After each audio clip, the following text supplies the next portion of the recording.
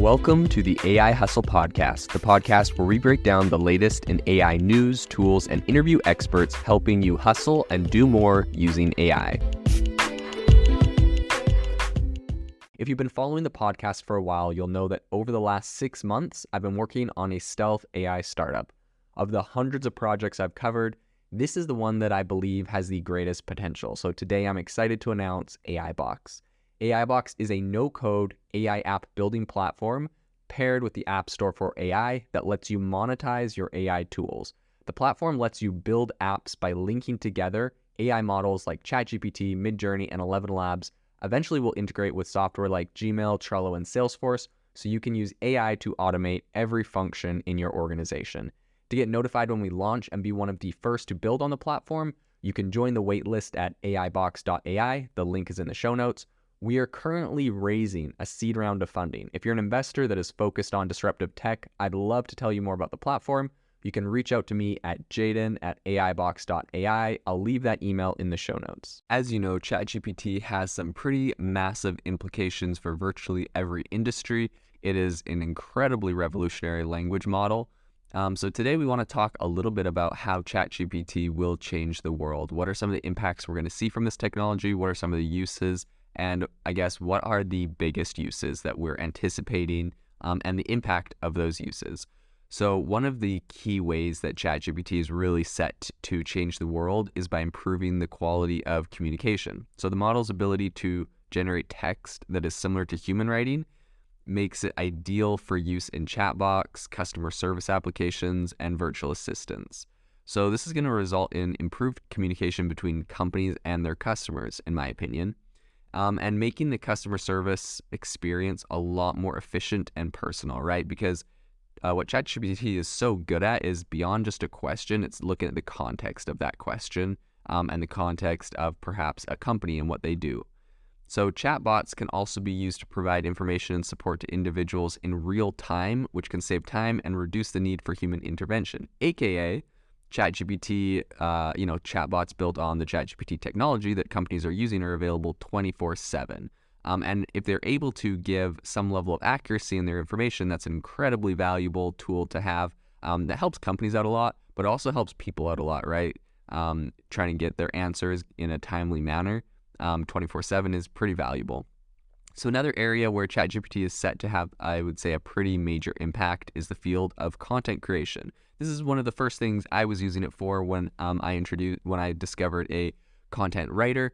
So as we know, the model can generate articles, stories, poetry, pretty much anything.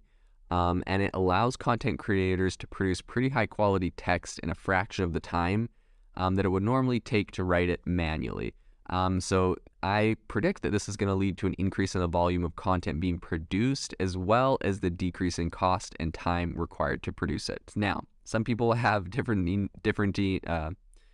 of opinions on if this is a good or bad thing, but nonetheless, that is one of the big impacts that will happen. Another area is in the education sector. ChatGPT is set to make some pretty big impacts on how that whole thing goes. We know that a lot of people are grappling with that.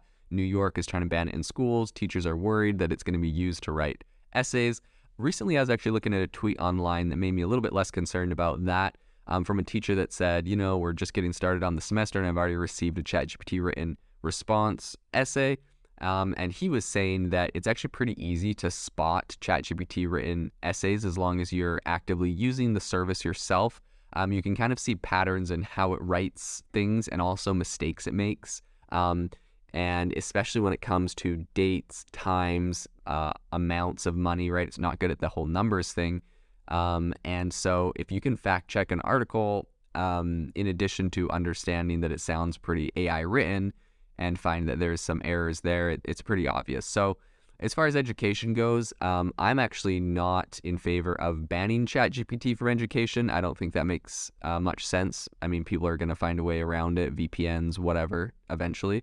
But what I will say is I think it's very similar to the calculator. When the calculator was invented, I'm sure math classes were mad, wanted to ban it for math class, it's cheating, etc.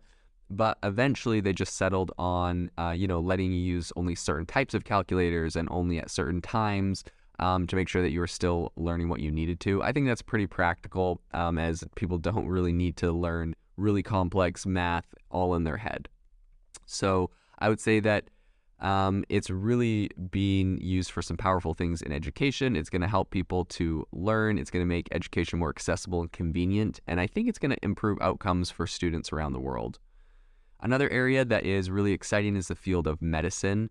The model can be used to generate medical reports, diagnoses, and treatment plans, which will make healthcare experience more effective and personal. So the model can also be used to provide information and support to patients, helping them better understand their conditions and treatment. Now, for people that are, crying foul or, pretty much saying that it's going to be dangerous because it's going to give inaccurate medical predictions, I would point you to the fact that my wife personally has self-diagnosed herself with about 20 diseases after reading WebMD articles. So I don't think this is very different. And in fact, it's actually been proven that it is pretty accurate when you train it specifically on medical journals. I think Stanford made one called PubMed GPT.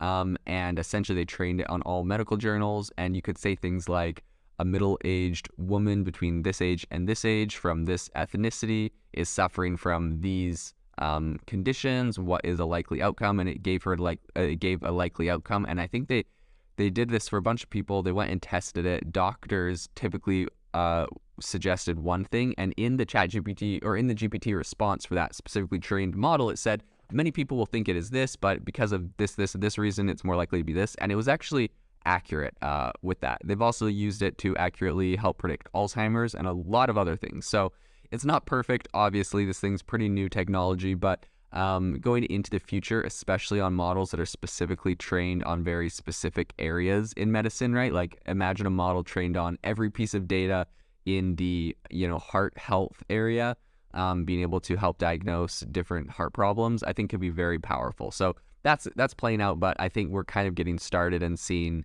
the beginning of that.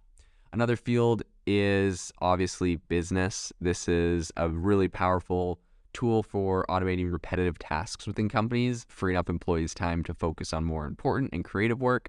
And this is going to result in increased efficacy and productivity across, I think, all departments inside of corporations, all administrative tasks, marketing, research. This is really going to help people to stay ahead of the competition if they're leveraging a lot of these AI tools using ChatGPT. Finally, I think ChatGPT has potential to change the way we interact with technology. The model's ability to understand and generate human-like text means that it can be used to create more natural and intuitive interfaces for technology. So I think this is going to make it easier for people to interact with technology in a lot of different areas and will help increase adoption and accessibility because of that.